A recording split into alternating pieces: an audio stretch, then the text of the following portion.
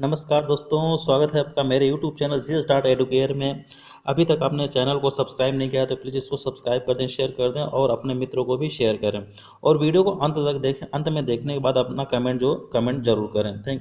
चलिए, तो हम आज ज्योग्राफी में 7वें पार्ट की चर्चा करते हैं कि क्या है। नॉर्वे को अर्धरात्रि के सूर्य का देश कहा जाता है। यहाँ अर्धरात्रि के समय सूर्य कब दिखाई पड़ता है? देखिए, एक तो क्वेश्चन ये मिल गया कि अर्धरात्रि का देश किसे कहा जाता है, तो नॉर्वे को कहा जाता है। ठीक है ना। अब यहाँ पे है कि जब अर्धरात्रि का देश नॉर्वे को कहा जाता है तो यहाँ अर्धरात्रि को सूर्य कब दिखाई पड़ता है, तो जिसका सही आंसर है 21 जून को। ठीक है ना। Option number B is the right answer. कब होता है? 21 जून को यहाँ पे दिखाई देता है मध्यरात्रि में। ठीक है। चलिए, सेकंड की बात करते हैं। क्वेश्चन नंबर सेकंड 2 कि भारत में देश का पहला दिया सलाई बनाने का कारखाना सन 1921 में किस स्थान पर स्थापित किया गया था, जो आज भी सुचारू रूप से चल रहा है? ये देश का पहला कारखाना था जब 1921 में अहमदाबाद में, इसका जो सही answer option number C Ahmedabad में खोला गया था, जो आज भी चल रहा है। ठीक है ना। बाकी तो कारखाने बहुत से खुले लेकिन जो बंद हो गए, लेकिन ये आज भी चल रहा है, जो सबसे पहला कारखाना था अहमदाबाद में। थर्ड की बात कर रहे हैं, क्वेश्चन नंबर थर्ड की कि विश्व में ऊनी वस्त्र का सर्वाधिक उत्पादन करने वाला देश कौन सा है? देखिए, ऑस्ट्रेलिया। यहाँ सबसे ज़्यादा उत्पादन भी होता है और सबसे ज़्यादा ऊनी वस्त्र भी यहीं से बनते हैं। ठीक है ना। तो निर्यात भी सबसे ज़्यादा ये करता है और उत्पादन में यानी प्रोडक्शन में भी और एक्सपोर्ट में भी, दोनों में सबसे नंबर 1 है। ठीक है।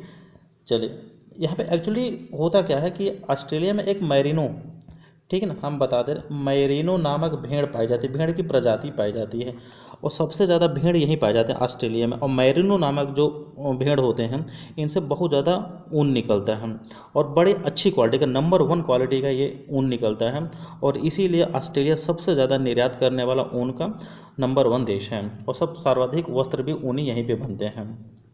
ठीक है। तो कभी कभी पूछता है मेरिनो नामक भेड़ कहाँ पे पाई जाती हैं, तो ऑस्ट्रेलिया में पाई जाती हैं।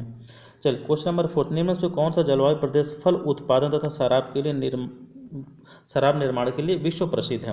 ऐसा कौन सा क्षेत्र है जहाँ पे सबसे ज़्यादा फल उत्पादन होता है और शराब निर्माण? अच्छा, जहाँ फल निर्माण होगा, फल से शराब बनते हैं, तो भूमध्य रेखीय प्रदेश, जो ऑप्शन नंबर बी है, भूमध्य रेखा। जैसे भूमध्य रेखा है ना, पृथ्वी को बीचों बीच जो 0 डिग्री अक्षांश है, उसके आसपास, ये भूमध्य रेखा के आसपास का जो क्षेत्र है, ये भूमध्य रेखीय प्रदेश कहलाता है। तो इसके आसपास सबसे ज़्यादा जो पौधा पाया जाता है वो फलों का पौधा पाया जाता है। ठीक है ना। और फल से ही क्या बनता है? शराब बनती है। तो ये दोनों दृष्टिकोण से बहुत ही महत्वपूर्ण है। चलिए, नेक्स्ट की बात करते हैं फिफ्थ की। क्वेश्चन नंबर 5 क्या है कि निम्नलिखित में से वह राज्य जहां बक्सा बांध परियोजना है, ठीक है ना। बक्सा बांध ये बहुत ही फेमस है, हमेशा पूछा जाता है। तो पश्चिम बंगाल, जो कोलकाता के पास, कोलकाता जिसकी राजधानी है, वेस्ट बंगाल, तो वेस्ट बंगाल में बक्सा बांध परियोजना है। और ये कितना है, ये जानते हैं इसका क्षेत्रफल? 760 किलोमीटर वर्ग किलोमीटर का क्षेत्र है इसका। काफ़ी बड़ा क्षेत्र है, 760 किलोमीटर वर्ग किलोमीटर का। ठीक है। 6 की बात कर रहे हैं, क्वेश्चन नंबर 6 क्षेत्रफल के हिसाब से विश्व का सबसे बड़ा नदी डेल्टा कौन सा? देखिए, बहुत ही इंपॉर्टेंट है जो अपने भारत में, ये सुंदरबन डेल्टा भारत का, जो गंगा नदी है, ठीक है ना। गंगा नदी पश्चिम बंगाल की खाड़ी में, ठीक है ना, बंगाल की खाड़ी में जाके अपना क्या डेल्टा का निर्माण करती है। ठीक है ना। अपना पानी कहाँ गिराती है? बंगाल की खाड़ी में। और जहाँ पे पानी गिरता है वहाँ पे डेल्टा का निर्माण होता है। तो डेल्टा शब्द क्या है कि गंगा नदी जो है, जैसे ये भारत का तटीय क्षेत्र है, गंगा नदी चूँकि कुछ उत्तर भारत से ऐसे आती है और यहाँ पे गिराती हैं पानी, कहाँ पे? बंगाल की खाड़ी में। यहाँ पे जब गिराती है तो यहाँ का जो जल स्तर ये ऊंचा है, तो पानी यहाँ पे कई भागों में बंट जाता है। तो ये जो बीच वाला क्षेत्र, यहाँ पे डेल्टा का निर्माण हो जाता है, यानी जितने भी गाद होते हैं, मिट्टी उट्टी आके यहीं पे जमा हो जाती है और पानी दूसरे साइड से बहना लगता है और बीच में ये क्या होता है, ऊंचा भाग होता है और यहाँ पे मिट्टी का जमाव हो जाता है। इसी भाग पे डेल्टा का निर्माण होता है और यहीं पे सुंदरी नामक वृक्ष पाया जाता है और इसी को पूरे को क्या कहते हैं? सुंदरबन का डेल्टा। ठीक है ना। और यहीं पे सुंदरी नामक वृक्ष पाया जाता है। तो अक्सर पूछता है कि जो बंगाल की खाड़ी में सुंदरबन का डेल्टा का निर्माण होता है गंगा नदी के द्वारा, तो वहाँ पे कौन सा वृक्ष पाया जाता है? तो सुंदरी नामक वृक्ष पाया जाता है। ठीक है ना। कौन सा? सुंदरी नामक वृक्ष पाया जाता है। और डेल्टा पूछ देता है कि कौन सा डेल्टा का निर्माण होता है, तो सुंदरबन का डेल्टा। और ये भारत ही नहीं, पूरे विश्व का सबसे बड़ा नदी डेल्टा है ये। ठीक है ना। एक चीज़ याद कर लीजिएगा, भारत का ही नहीं, पूरे विश्व का सबसे बड़ा नदी डेल्टा है सुंदरबन का डेल्टा भारत में, ठीक है। चलिए सेवन्थ की बात करते हैं, एक देशांतर से दूसरे देशांतर के बीच में कितना समय होता है। देखिए इस चीज़ को तो समझ लीजिए, बहुत इंपॉर्टेंट है, 4 मिनट का फ़र्क होता है। जैसे हम बता दे रहे हैं कि ये पृथ्वी, ठीक है ना, पृथ्वी का ये जो भाग है पूरब का, ये भाग है पश्चिम का, ये है दक्षिण का, ये है उत्तर का यानी नॉर्थ, ये पोल हो गए। अब एक बीच रेखा आती है जिसको हम बोलते हैं 0 डिग्री देशांतर। अब हम पूरब की तरफ बढ़ेंगे तो एक एक ऐसे देशांतर बढ़ती जाती है। तो ये 2 देशांतर के बीच में जो समय का अंतराल होता है वो होता है एक देशांतर बराबर 4 मिनट का, ठीक है ना। कितना होता है? 4 मिनट का होता है। तो यहीं से पूछता है कि जो हमारा भारत है कितने कितने अंश पूर्वी देशांतर पे स्थित हैं। तो जो हमारा भारत है वो 82.5 अंश, ठीक है ना, 82.5 अंश पूर्वी देशांतर पे, ठीक है ना, पूर्वी देशांतर पे स्थित है, क्योंकि हमारा भारत कहाँ पे है, कुछ यहाँ पे स्थित है, ठीक है ना, तो पूर्वी देशांतर में स्थित है। अब 82.5 अंश पूर्वी देशांतर तो हो गया, अब समय की बात करता है कि कितने समय है। अच्छा पूरब के समय, पूरब की तरफ क्या होता है, आगे होता है, समय आगे होता है, और इधर क्या होता है, समय पीछे होता है, ठीक है। यानी अगर यहाँ रात को 12 बज रहे हैं तो यहाँ 5.5 घंटा आगे होगा। अच्छा आगे कैसे होगा मैं आपको बता रहा हूँ।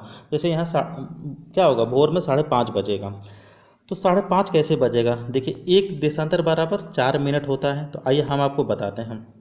एक देशांतर बराबर 4 मिनट, तो हमारा भारत कितना है, 82.5 अंश, ठीक है ना, 82.5 अंश पूर्वी देशांतर, ठीक है ना, पूर्वी देशांतर।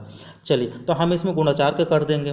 तो चलिए गुणा 4 का करेंगे तो पहले 82 का कर लेते हैं। तो 82 गुणे 4 बराबर हो जाएगा 4 दूना के 8 और 8 चौक के 32, 328, ठीक है ना, ये मिनट हो गया। फिर आधा भी है तो 1 मिनट बराबर 4 है, तो 2 होगा आधा का, तो 2 दूना के 4, 2 जोड़ देंगे तो कितना हो गया, 330। चलिए 330 क्या हो गया, मिनट हो गया, ठीक है ना, 330 मिनट हो गया। तो 330 मिनट आगे हो गया। अगर हम घंटा में चेंज करेंगे तो भागे 6 60 कर दीजिए, 0 से 0 कट गया और 6 25 और 6 25 5.5 घंटा आगे हो गया, ठीक है ना। ऐसे निकाला जाता है। तो एक देशांतर 2 देशांतर के बीच में क्या होता है, 4 मिनट का अंतर होता है।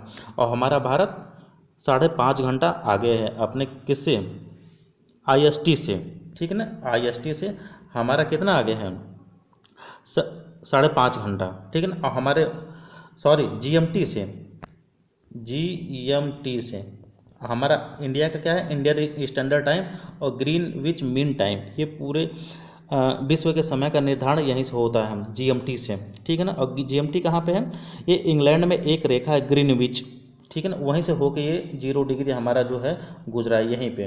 जो पृथ्वी का जो 0 डिग्री देशांतर है, और जो 0 डिग्री देशांतर होके गुजरा ये इंग्लैंड के ग्रीनविच से होके गुजरा है, जिसको हम बोलते हैं GMT। और भारत का जो IST है ये कहाँ से होके गुजरा है, इलाहाबाद के नैनी से। तो भारत में समय का निर्धारण कहाँ से होता है, इलाहाबाद के नैनी से। तो चलिए इस क्वेश्चन में कितने क्वेश्चन मिल गए आपको, 5-6 क्वेश्चन मिल गए। पहला कि जो GMT हो कहाँ से होके गुजरा है, इंग्लैंड के ग्रीनविच एक जगह है वहाँ से होकर गुजरा है, जिसको हम GMT बोलते हैं, ग्रीनविच मीन टाइम इसका फुल फॉर्म होता है। भारत का जो IST है ये होकर कहाँ से गुजरा है, इलाहाबाद के नैनी से, जिसका फुल फॉर्म है इंडियन स्टैंडर्ड टाइम। यहीं से पूरे भारत का समय का निर्धारण होता है। दूसरा आपको मिल गया कि 2 देशांतर के बीच में कितना अंतर होता है, 4 मिनट का। तीसरा क्वेश्चन आपको मिल गया कि भारत GMT से कितना आगे है, तो 5.5 घंटा आगे है। अगर हम देशांतर से पूछेंगे कि देशांतर के हिसाब से तो 82.5 अंश आगे है। और 82.5 अंश क्या, पूर्वी देशांतर, चूँकि भारत पूरब में है तो पूर्वी देशांतर आगे है। अगर मिनट में बात करें तो 330 मिनट आगे है। देखिए 6-7 क्वेश्चन आपको बहुत इजीली मिल गए, ये बहुत ही इंपॉर्टेंट है। चलिए क्वेश्चन नंबर 8 की हम बात करते हैं, 8 के, कि निम्न से किसे झीलों का देश कहा जाता है। देखिए ये तो बहुत इंपॉर्टेंट है, झीलों का देश किसे बोला जाता है। तो इसका जो सही आंसर देखिए ऑप्शन नंबर सी, स्कॉटलैंड नहीं, ये फिनलैंड है। ये मिस प्रिंट हो गया, आपको बता दे रहे हैं, फिनलैंड। यहाँ बहुत ढेर सारे झील पाए जाते हैं, इसलिए इसे झीलों का देश बोला जाता है फिनलैंड को, ठीक है ना। चलिए 9th की बात करते हैं कि जलोढ़ पंखों का निर्माण निम्न में से कहाँ होता है। जलोढ़ पंखों का निर्माण कहाँ होता है, तो ये गिरिपाद क्षेत्रों में होता है मित्रों, ठीक है ना। ये बहुत बार पूछा गया है, देख लीजिएगा इसको, जो है कहाँ पे होता है, गिरिपाद क्षेत्रों में होता है। 10वां की बात करते हैं कि 1 किलोमीटर से क्या नापा जाता है। 1 किलोमीटर से क्या नापा जाता है, तो ऊष्मा की मात्रा नापी जाती है। किसी धातु की जो ऊष्मा निकलती है उसकी मात्रा कितनी है ऊष्मा की, तो ऊष्मा की मात्रा मापी जाती है, ठीक है ना। 11 की बात करते हैं, क्वेश्चन नंबर 11 कि सागरी जल में मिलने वाला सबसे प्रमुख लवण कौन सा होता है। सागरी जल की बात कर रहा है तो सोडियम क्लोराइड होता है, option number A is the right answer, ठीक है ना। सोडियम क्लोराइड होता है, सागरी जल में सबसे ज़्यादा सोडियम क्लोराइड ही पाया जाता है, ठीक है ना। क्योंकि जब बारिश होती है ना, और बारिश के समय में जब पानी बह के कहाँ जाता है, सागर में जाता है, तो मिट्टी का सबसे ज़्यादा सोडियम क्लोराइड ही बह के वहाँ पे चला जाता है, ठीक है ना। तो इसीलिए सागरी जल में सबसे ज़्यादा क्या पाया जाता है, सोडियम क्लोराइड ही पाया जाता है। 12 की बात करें, क्वेश्चन नंबर 12, सूर्य से पृथ्वी की निकटतम स्थिति को किस नाम से जाना जाता है। वेरी वेरी इंपॉर्टेंट, आपको बता दे रहा हूँ। तो इसको हम बोलते हैं अपसौर। देखिए जैसे हम बात कर रहे हैं, जैसे ये पृथ्वी है, ठीक है ना, और ये देखिए सूर्य कुछ ऐसे परिक्रमा करता है यहाँ पे। तो जब सूर्य यहाँ पे होता है, ठीक है ना, देखिए यहाँ पे, तो ये पृथ्वी से निकटतम दूरी दो स्थिति में होगी, एक बार यहाँ पे होगी, एक बार यहाँ पे होगी। तो ये जब निकटतम दूरी होती है तो इसको बोलते हैं उपसौर। अब ये जब सूर्य यहाँ पे होगा, ठीक है ना, और एक बार सूर्य यहाँ पे भी होगा, तो ये निकटतम नहीं, ये तो अधिकतम दूरी हो गई, तो इसको हम बोलते हैं अपसौर, ठीक है ना। तो ये बिल्कुल स्पष्ट जो है जान लीजिए कि पृथ्वी से जो सूर्य की निकटतम दूरी होती है उसको बोलते हैं उपसौर, और जब अधिकतम दूरी होती है तो उसको बोलते हैं अपसौर, ठीक है ना। चलिए क्वेश्चन नंबर 12 की हम बात करते हैं, 13 की सॉरी। भूमध्य रेखीय वनों को ब्राज़ील में किस नाम से जाना जाता है। देखिए ब्राज़ील की बात कर रहा है, ठीक है ना, क्योंकि भूमध्य रेखा कहाँ पे, ब्राज़ील से भी होके गुजरी है। तो ब्राज़ील में भूमध्य रेखीय वनों को किस नाम से जानते हैं, सेल्वास के नाम से जानते हैं, ठीक है ना, सेल्वास के नाम से जाना जाता है, ठीक है। चल 14 की हम बात करते हैं, क्वेश्चन नंबर 14, रबड़ का उत्पादन मुख्यतः किस प्रकार की जलवायु में होता है। रबड़ का उत्पादन पूछ रहा है कि रबड़ का उत्पादन सबसे ज़्यादा किस क्षेत्र में होता है, तो भूमध्य रेखीय क्षेत्र में होता है, ठीक है ना। यहाँ पे भी भूमध्य रेखीय क्षेत्र में सबसे ज़्यादा होता है। चलिए नेक्स्ट की बात करते हैं, क्वेश्चन नंबर 15। 15 क्या है, देखिए 15 भी बहुत इंपॉर्टेंट है। निम्नलिखित में से कौन आर्थिक भूगोल से संबंधित नहीं है। ये देखिए बहुत बार पूछा गया। मैं आपको बता दूं कि अक्सर लोग कंफ्यूज हो जाते हैं कि आर्थिक भूगोल से संबंधित नहीं है। तो इसमें देखिए कृषि भूगोल संबंधित है, वाणिज्यिक भूगोल संबंधित है, औद्योगिक, देखिए औद्योगिक है, इसमें मिस प्रिंट हो गया है, हम आपको लिख के दे दे रहे हैं, औद्योगिक, ठीक है ना, औद्योगिक भूगोल, ठीक है ना। ये भी आवासीय भूगोल, ये जो ऑप्शन नंबर डी है ये इसका नहीं सही है। आवासीय भूगोल आर्थिक भूगोल से संबंधित नहीं होता, ठीक है। चल ये हमारा चैनल है GS.Educare के नाम से, उसको प्लीज़ सब्सक्राइब कर दें। सब्सक्राइब करने से क्या होता है ना मित्र, इसको सब्सक्राइब करेंगे ना तो अपने को भी बहुत सुकून फील होता है, और थोड़ा एक फील गुड होता है कि चलिए आपने मेरे चैनल को सब्सक्राइब कर लिया, तो अपना भी एक मन जो है मतलब हतोत्साहित नहीं होता, एक ऊर्जा आती है अपने बॉडी में। तो प्लीज़ इसको भी आप जो है सब्सक्राइब कर दें। चलिए 16 की बात करते हैं कि निम्नलिखित में से कौन प्रौढ़ावस्था का नगर है। प्रौढ़ावस्था मतलब हम ये कह सकते हैं कि मीडियम एज का, ठीक है ना। तो इंदौर, देखिए उज्जैन तो बहुत पुराने हैं, ये वृद्धावस्था के हैं सब। प्रौढ़ावस्था के इंदौर कहाँ पे, मध्य प्रदेश, और मध्य प्रदेश का क्या है, प्रमुख शहर है। और इंदौर भारत का एक ऐसा शहर है कि जो सबसे स्वच्छ, सबसे साफ नंबर 1 शहर है ये, पूरे भारत का सबसे स्वच्छ शहर है ये, ठीक है ना। 17 की बात करते हैं, निम्नलिखित में से कौन कारक जनसंख्या के वितरण को प्रभावित नहीं करता। देखिए कौन सा कारक पूछ रहा है कि कौन सा, तो देखिए जलवायु पर प्रभावित करती है, ठीक है ना, मिट्टी भी प्रभावित करती है। जनसंख्या के कारक को पूछ रहा है, धरातलीय बनावट, जो हमारी भौगोलिक स्थिति है, कहीं पठार है, कहीं पहाड़ी है, कहीं आपका जो है नीचे का बेल्ट है, कहीं समुद्र है, कहीं जो है आपका जो है खाड़ी प्रदेश है, ठीक है ना। और कहीं आपका जो है जैसे बेसिन हो गया, कहीं आपका जो ये जो उत्तर प्रदेश का जो पश्चिमी हिमालय आता है, हिमालय का जो क्षेत्र है, तो इसीलिए तमाम कारक होते हैं जो जनसंख्या के वितरण को प्रभावित करते हैं। तो जलवायु, मिट्टी, धरातली बनावट, इस सब करते हैं, लेकिन मानव अधिवास ये नहीं करता। ठीक है ना, ऑप्शन नंबर डी, मानव अधिवास नहीं करता। ठीक है, 18 की बात करते हैं, क्वेश्चन नंबर 18 कि निम्न में से किसको प्रशांत महासागर का चौराहा बोलते हैं? चौराहा के उपनाम से जाना जाता है, वेरी वेरी इंपॉर्टेंट। हवाई द्वीप को बोलते हैं। हवाई द्वीप कहाँ है? एक जगह है, ठीक है ना, अमेरिका का एक जगह है हवाई द्वीप। हवाई द्वीप वैसे एक आइलैंड है, और वो प्रशांत महासागर का चौराहा के उपनाम से इसको बोलते हैं। ये बहुत बार आया है, आपको बता दो, इसको बिल्कुल याद कर लीजिएगा, हवाई द्वीप इज़ द राइट आंसर। चलिए 19 की बात करते हैं। 19, क्वेश्चन नंबर 19, बांग्लादेश में गंगा नदी को किस नाम से जाना जाता है? देखिए, ये तो मुझे लगता है कि बहुत बार पूछा गया है कि किस नाम से जाना जाता है, तो पद्मा नाम से जाना जाता है। ठीक है ना, किस नाम से? पद्मा नाम से जाना जाता है इनको।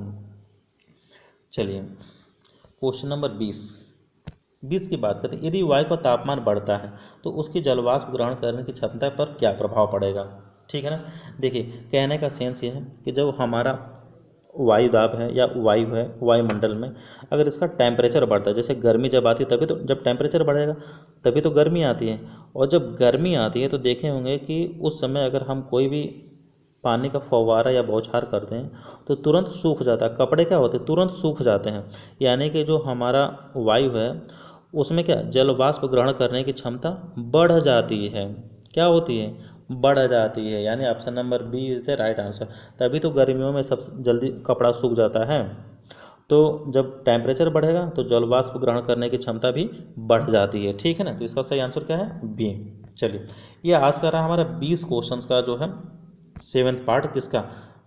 ज्योग्राफी का। ये आज का हमारा जो है 20 क्वेश्चन का PDF है। ठीक है ना, तो प्लीज़ मित्रों, आप चैनल पे नए हैं तो प्लीज़ इसको सब्सक्राइब कर दें, लाइक कर दें और शेयर भी कर दें। Thank you so much.